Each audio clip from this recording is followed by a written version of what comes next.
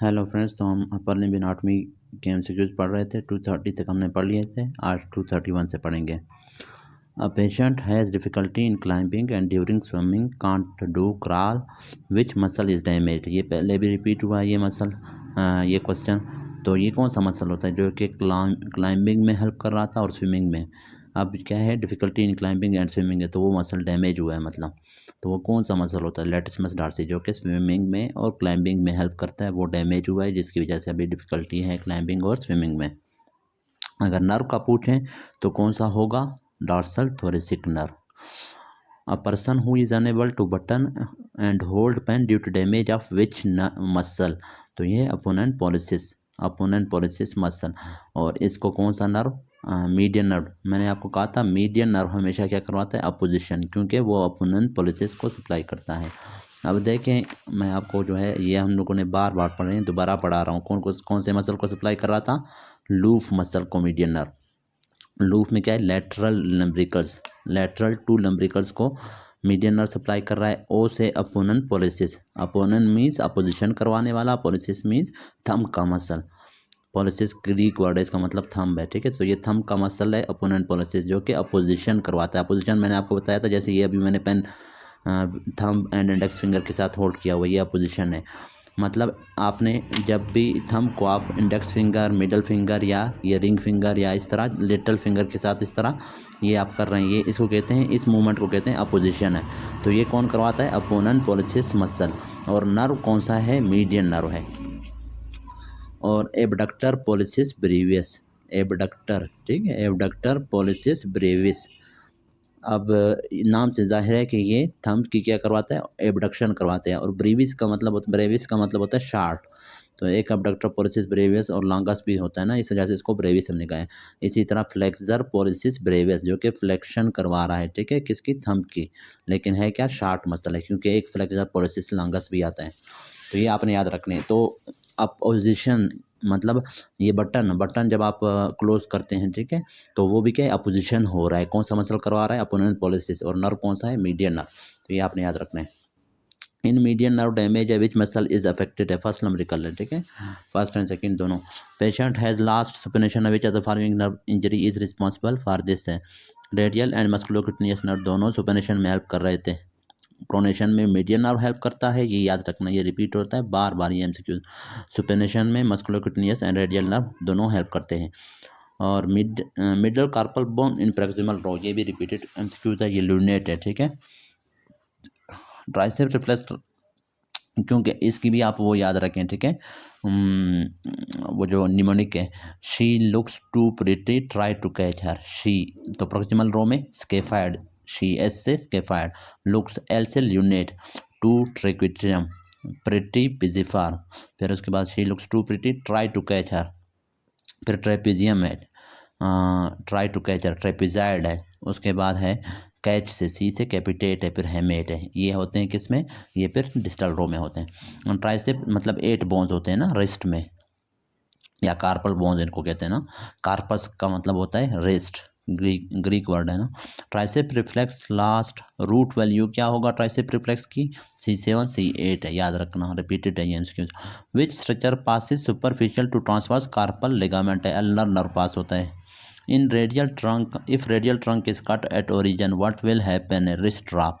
Origin के ऊपर आप कट करेंगे तो रिस्ट ड्रॉप होगा। रिस्ट ड्रॉप में क्या होता है, रिस्ट फ्लेक्स पोजीशन में होता है, और फिंगर्स वगैरह और रिस्ट एक्सटेंड नहीं हो पाते, क्योंकि एक्सटेंसर मसल्स को कौन सप्लाई कर रहा था, रेडियल नर्व। ये बार बार मैं आपको बताता रहता हूँ।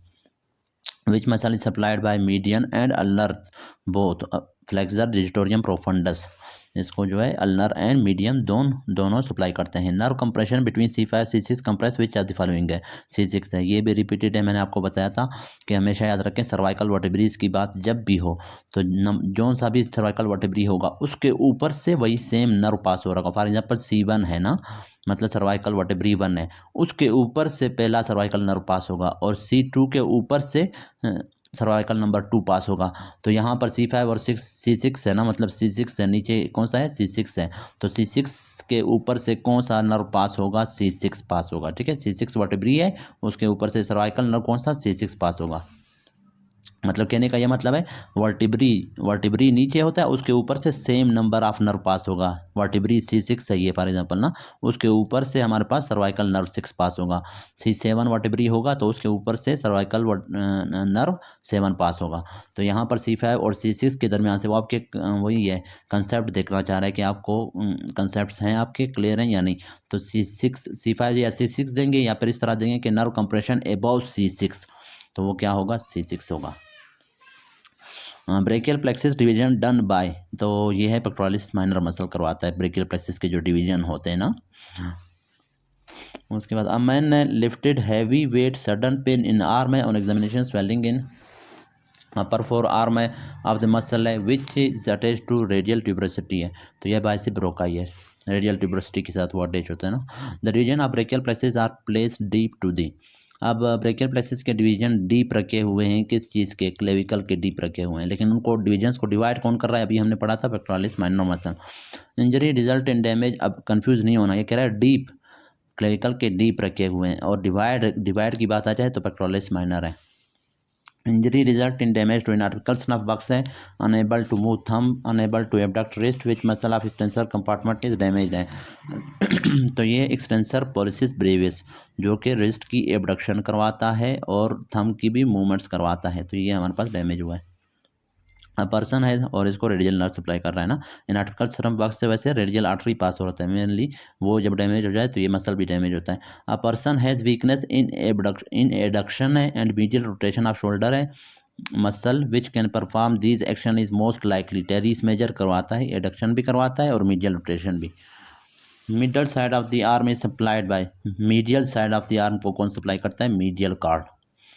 और during anaesthesia supraclavicular part of brachial plexus blocked, supraclavicular मतलब क्लेविकल से ऊपर वाला जो पार्ट है ब्रेकियल प्लेक्सस का ना, उसको हमने ब्लॉक किया है, तो क्या अफेक्ट होगा, ट्रंक अफेक्ट होंगे, क्योंकि ट्रंक जो है क्लेविकल के ऊपर थे, जैसे कि अपर मीडियल और लेटरल जो ट्रंक थे ना, अपर मिडल और लोअर ट्रंक, तो वो अफेक्ट होंगे।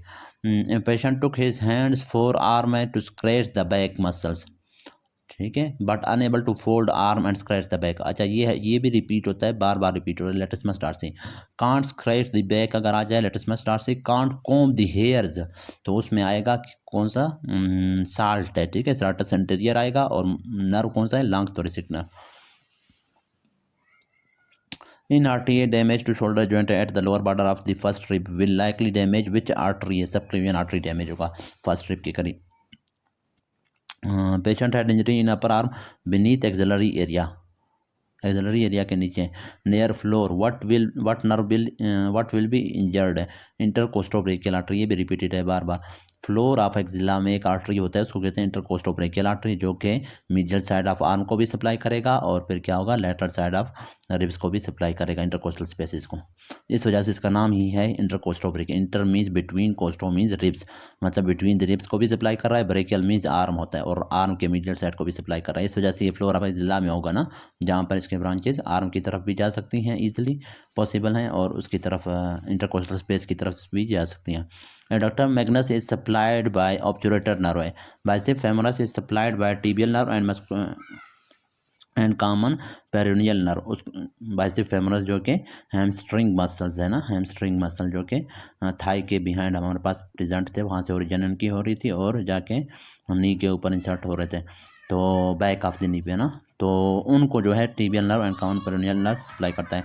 इनक्यूबेटल fossa most lateral structure radial nerve होता है, और मोस्ट मीडियन एम से मीडियन, मोस्ट मीडियल जो है मीडियन नर्व होता है, और मोस्ट जो लेटरल होता है वो रेडियल नर्व होता है, याद रखना। अब ये देखें फ्रॉम मीडियल टू लेटरल दिया हुआ है, यहाँ पे आपको दिए होंगे, ये देखें मीडियल सबसे मीडियल मीडियन नर्व है, फिर ब्रेकियल आर्टरी है, बाइसेप टेंडन है, फिर रेडियल नर्व सबसे लेटरल है। 50-year-old female has undergone mastectomy for carcinoma breast, after mastectomy patient is not able to extend abduct and internally rotate the arm है, the nerve damage is which supplying which muscle है, ये latissimus है। Carcinoma breast में ज़्यादातर latissimus या इसका जो nerve है डॉर्सल थोरेसिक नर्व वो डैमेज होते हैं, और साथ में कभी कभार सेराटस एंटीरियर मसल या उसका जो नर्व है लॉन्ग थोरेसिक नर्व वो डैमेज हो सकते हैं। उसकी वजह से फिर कांट कॉम्ब हेयर या फिर विंगिंग ऑफ स्कैपुला होगा। सर्जिकल नेक ऑफ ह्यूमरस से फ्रैक्चर है, डैमेज विल बी, क्या डैमेज होगा, पोस्टीरियर सर्कमफ्लेक्स आर्टरी के साथ एक्सिलरी नर्व भी।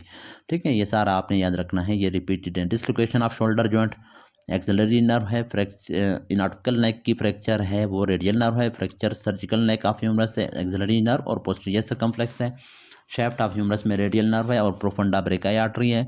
और fracture of medial epicondyle of humerus में ulnar nerve and ulnar collateral artery. Supracondylar fracture of humerus है, मतलब कंडाइल से थोड़ा सा ऊपर वहाँ पर मीडियल नर्व आ रहा है ना, तो medial nerve and brachial arteries damage होते हैं। First carpometacarpal joint of the thumb is saddle joint, ये रटे वाली चीज़ है।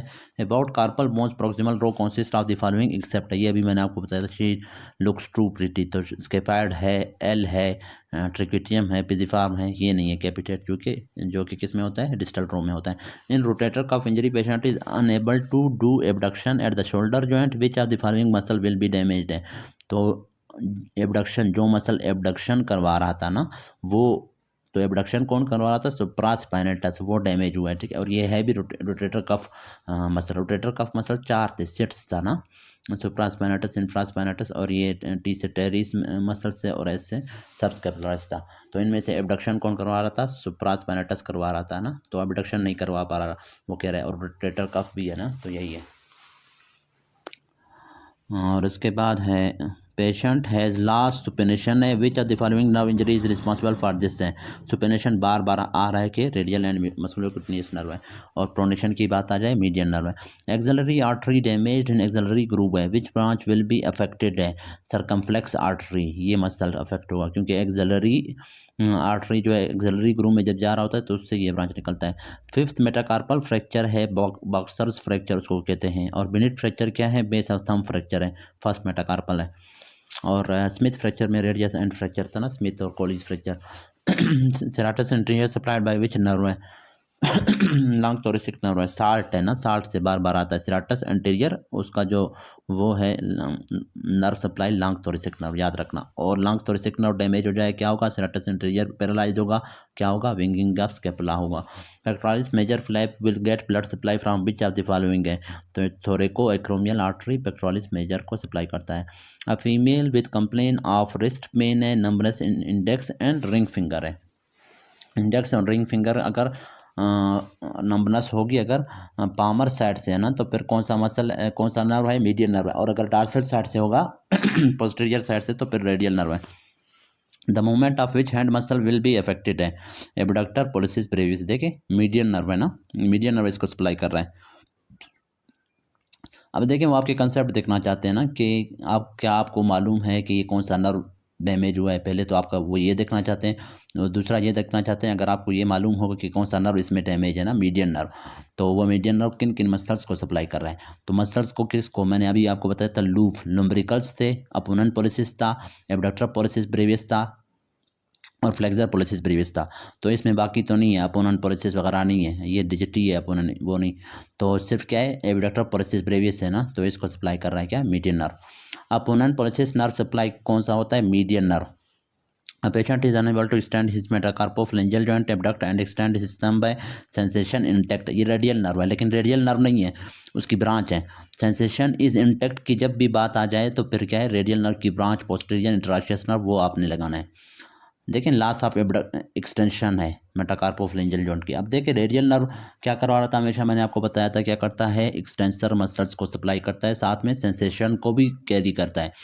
तो अगर हमारे पास सेंसेशन भी लॉस हो जाए, साथ में एक्सटेंशन भी लॉस हो जाए, ठीक है, फिंगर्स की और रिस्ट की, रिस्ट ड्रॉप जिसको कह रहे हैं, तो फिर हम कहेंगे क्या है, रेडियल नर्व में जो रेडियल नर्व है वो डैमेज हुआ है।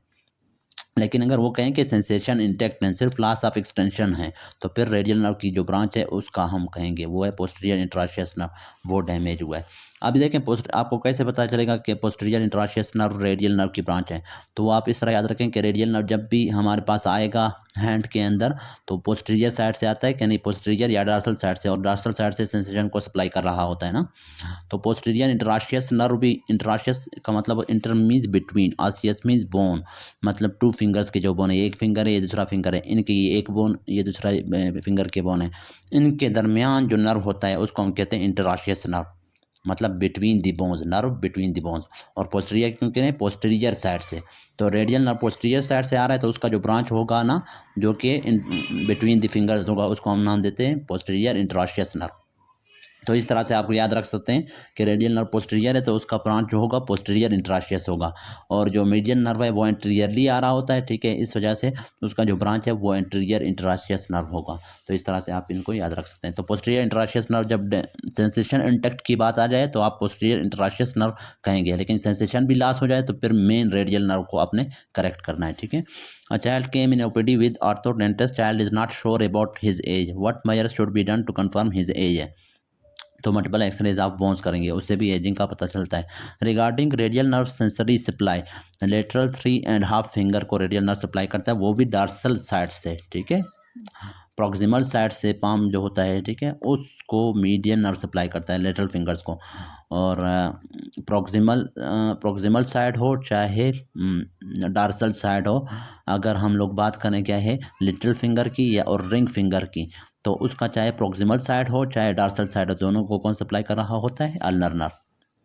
लेकिन लेटरल साइड पे आप जो पामर साइड है उसको मीडियन नर्व सप्लाई कर रहा होता है, और जो डार्सल साइड है उसको कौन सप्लाई करता है, रेडियल नर्व।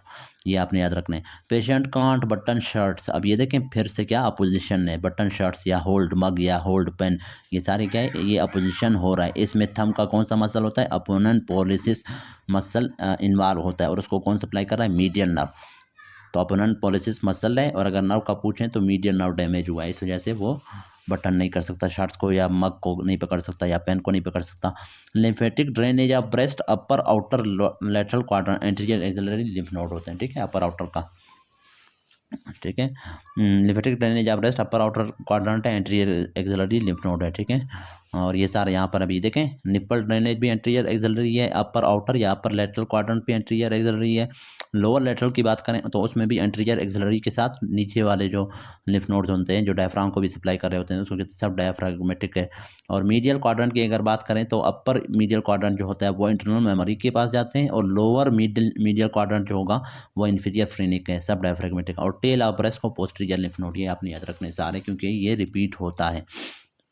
ह्यूमरल इनआर्टिकल नेक फ्रैक्चर है, which nerve will be damage है, तो वो है रेडियल नर्व है। और डिसलोकेशन ऑफ शोल्डर जॉइंट में ये सारा अभी हमने पढ़ा था। उसके बाद है median nerve root is, median nerve का रूट किस तरह होता है, मीडियल होता है ना, मीडियल इंक्यूबेटल फोसा होता है। और इंक्यूबेटल फोसा मोस्ट मीडियल स्ट्रक्चर वो भी मीडियन नर्व है। और last of flexion of the forearm at elbow joint due to damage nerve कौन सा, मस्कुलोक्यूटेनियस है, ठीक है। Last of flexion of forearm, क्योंकि बाइसेप फेमोरस को बाइसेप जो ब्रेकाई होता है, बाइसेप ब्रेकाई मीन्स आर्म वाला बाइसेप फेमोरस तो उसमें होता है ना, लोअर लिम्ब में होता है, थाई की वो करवाता है फ्लेक्शन। तो ये फ्लेक्शन करवाता है किसकी, बाइसेप ब्रेकाई, वो जो है एल्बो जॉइंट की, तो उसको सप्लाई करता है कौन, मस्कुलोक्यूटेनियस। फिर है dorsum of the middle 3 hand fingers supplied by, अब डार्सम की बात आ गई ना, मिडल 3 फिंगर, और वो भी मिडल 3 हैंड फिंगर्स की बात आ रहा है ना, तो ये हमारे पास अल्नर नर्व होगा। लेकिन इसने वो नहीं पूछे, तो ये C7 है ना। अल्नर नर्व का वैसे भी C7 C8 इस तरह था ना, तो ये C7। अच्छा, डीप टू फ्लेक्सर रेटिनाकुलम है, median nerve compression which muscle will B spared है। फ्लेक्सर रेटिनाकुलम के डीप अगर मीडियन नर्व कंप्रेस हो रहा है तो कौन सा मसल वो कह रहा है स्पेयर होगा, तो वो है फ्लेक्सर कार्पी रेडियलिस मसल स्पेयर होगा। अब वैसे तो फ्लेक्सर कार्पी रेडियलिस मसल जो है इसको जो है मीडियन नर्व सप्लाई कर रहा होता है, लेकिन क्या है ये फिर भी स्पेयर होता है। बाकी जो मसल है लूफ मसल, जैसे opponent pollicis, flexor pollicis, abductor pollicis है, और फर्स्ट टू लम्ब्रिकल्स है, मेनली उनको सप्लाई कर रहा होता है ना मीडियन नर्व, क्योंकि ये फ्लेक्सर कार्पी रेडियलिस को वो भी सप्लाई कर रहा होता है अल्नर नर्व, इस वजह से तो वो हमारे पास स्पेयर होगा, क्योंकि उसको तो एक ब्रांच छोटा सा ब्रांच जा रहा है मीडियन नर्व से, लेकिन मेनली उसको अल्नर नर्व सप्लाई करता है, इस वजह से वो स्पेयर होता है।